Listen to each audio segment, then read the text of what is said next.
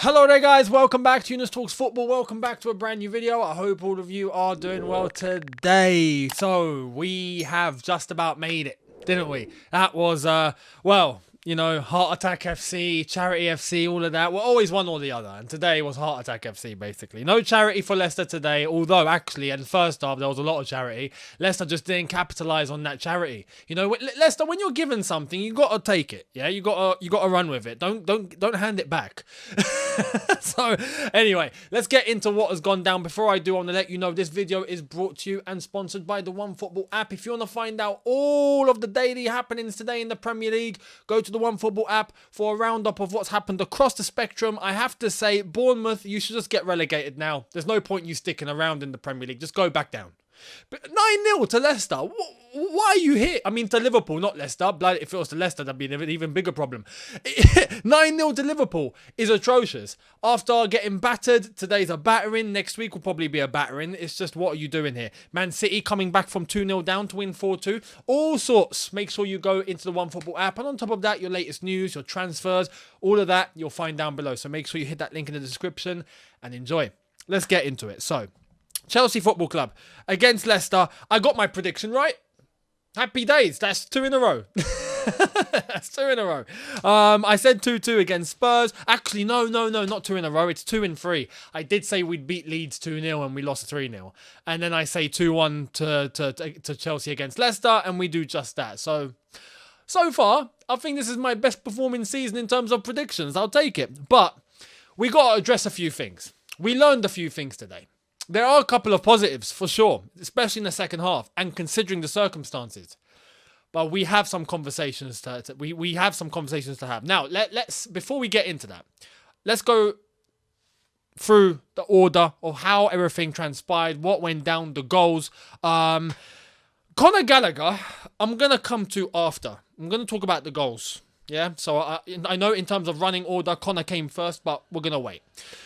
Start the second half, it's still 0-0. Raheem Sterling doing what we've needed to see in an attacker for ages at this football club, which is get into pockets of space, create something from nothing, take the shot and put it in the net.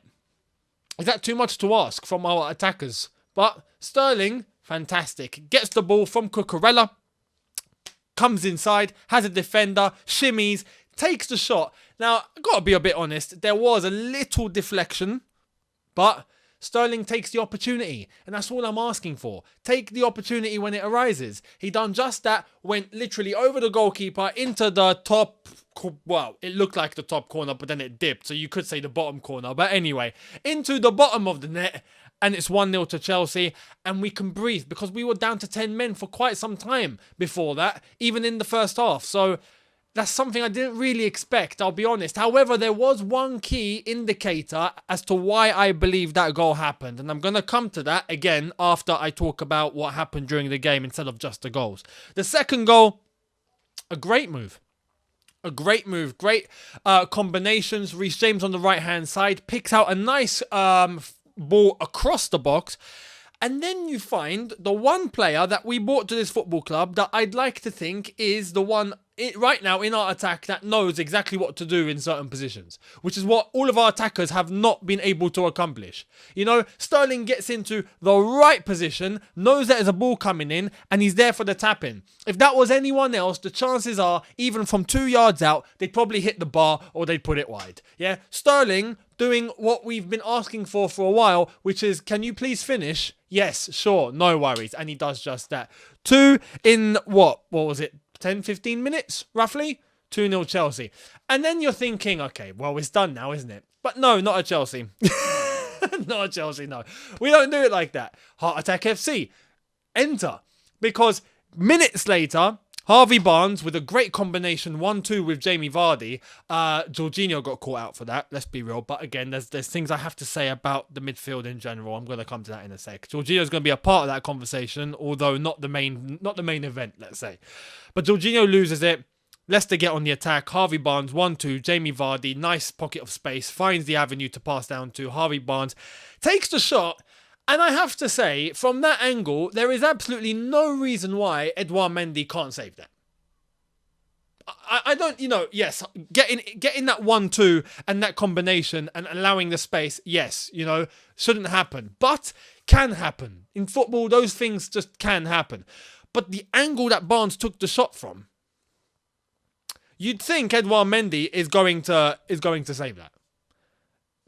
I don't get how he didn't even get a hand to it. That was, again, a little suspect. However, when you're talking about Edouard Mendy, after that, he did actually pull off some good saves to deny Jamie Vardy at least twice, if it was not 3 times, including the last chance at there was a chance about 5 minutes before the end. There was a chance at the very end. Edouard Mendy came to the rescue there. So you got to give him his props as much as you give him his criticism. And that's how I am. I feel like I'm fair when I do that. So Edouard Mendy for the last 15, 20 minutes, fair play after that goal was conceded. But yeah, 2-1, expected. As I said, that was my prediction. But if we're going to talk about the circumstances that went down today, there are, as I've said, there's talking topics. This has to be discussed. We need to have a conversation about Conor Gallagher. We've got to have a conversation about our entire midfield. And we've got to have a conversation about Mason Mount. And I know some of you are not going to like that, but to be honest, I'm not that bothered. I'm going to say it because someone needs to. Right? I'm going to come to that shortly. Let's start with Gallagher. Conor Gallagher. What on earth was going through his head today?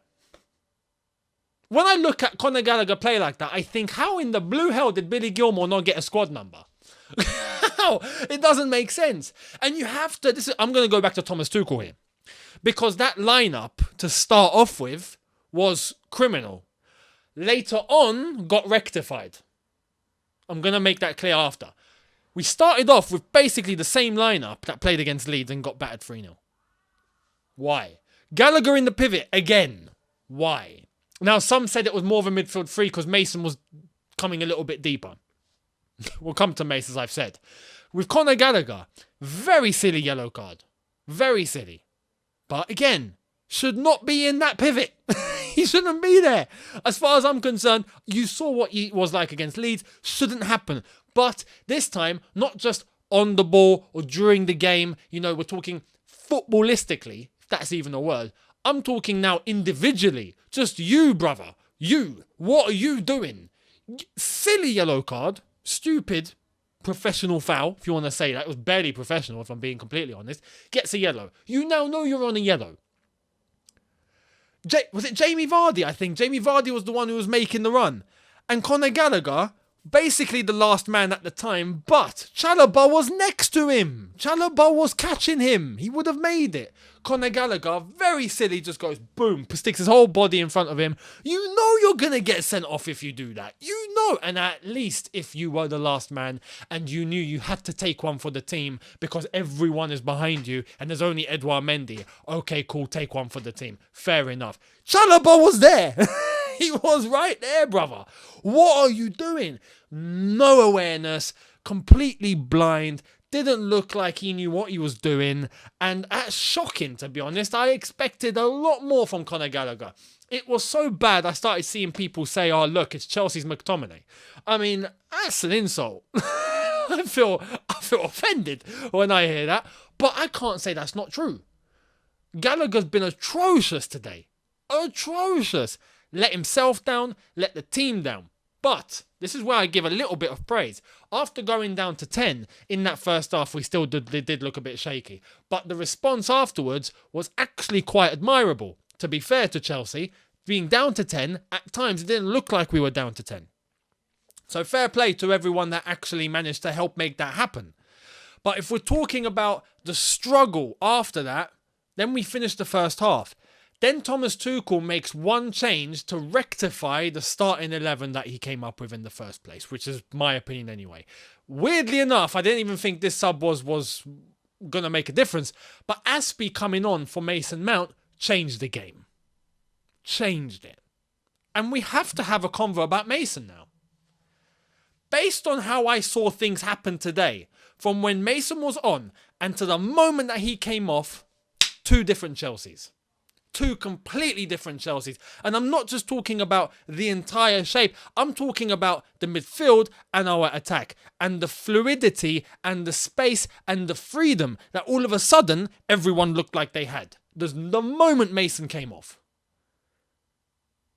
We were a lot more quicker. Cucurella got a lot more involved on the left-hand side. He had license to bomb more forward. All of a sudden, we saw players coming more inside. There was a little bit more of a link-up happening both on the left and the right-hand side. Everything just looked a lot more mobile. For that first 15, 20 minutes of the second half, I was looking at this and going, I'm actually not scared now. We actually look like we know what we're doing now in attack. This is great. Cucurella and Sterling, those combinations, they were nowhere to be seen in the first half. Why? Because Mason was in the middle of it. I don't know what's wrong with Mason. But this season so far, he's been a disaster. A disaster. Slow, lethargic, doesn't know what decision to make, loses the ball way too many times, holds others back, it seems. And I'm going to say it. I know it's going to be a hard one for some people to take because Mason is the poster boy, isn't he? A lot of people will have that personal connection to Mason and go, oh, yeah, but it's Mason. And I get that because he's a nice lad. And he's from Cobham and, he's blue, and we know the whole shebang with Mason and some of the academy lads, especially Mason, as I've said. He's basically like the face of Chelsea Football Club now because of the way that he's brought up through into the team and what he's managed to accomplish. And got to be honest, in terms of off the pitch, in terms of being the face, the poster boy, decent looking, is popular. Yeah, he's got the whole package in that aspect, and fair play to him. He uses it very well. But on the pitch, when you have quality like Sterling and Cucurella that we've implemented into the team, and then you see the moment you take Mason off, all of a sudden they look like they've been playing together for years, you got to address it. I'm addressing it. I'm a little bit worried now, and I've said this because I said Havertz and Mason Mount both needed to be dropped, and they weren't. Havertz somehow lasted 90 today, despite, I'll be fair to Havertz, in the last 20-25 minutes, he got a lot more involved, despite not getting the goal, but he got a bit more involved, and, fair enough. Am I satisfied? No, but it was something, at least. At times before that, he looked like a passenger. But I said that both of them should have been dropped. So the moment I see Mason come off, and I see the way that Chelsea start playing, I feel vindicated. I'm like, well, you see? And that's a conversation we need to have because I know some people are going to be uncomfortable with it. They're like, no, Mason, you can't drop Mason. No way you can drop Mason. Well, you can. And we did. And look what happened. Much better. Much better. So there's that. But overall, in midfield, we are completely lacking the moment. As I've said, Kante and Kovacic are not on this pitch. It's dire.